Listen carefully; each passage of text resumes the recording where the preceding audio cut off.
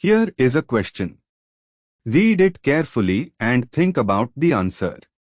Let us solve it step by step. Let us begin solving this step by step. The structure shown is the carbonate ion, CO32, which has one central carbon bonded to 3 oxygen atoms.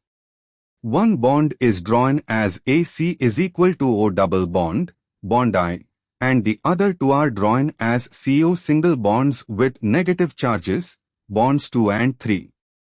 Moving on to the next step.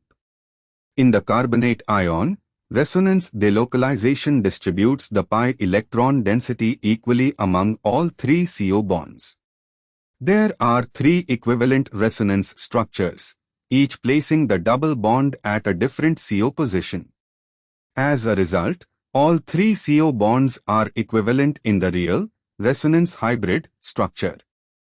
Moving on to the next step. Because of full resonance delocalization, the actual bond order of each CO bond in the carbonate ion is 4/3, 1 sigma bond plus 1/3 pi bond character, making all 3 bonds identical in length.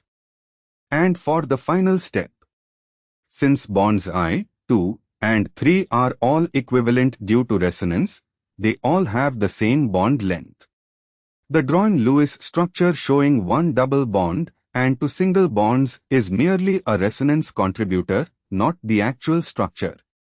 Option A, I2 is equal to 3. This would be correct only if bond I were longer than 2 and 3, which contradicts resonance equivalence. Option B, to 3I, this implies all bonds are different, ignoring resonance entirely.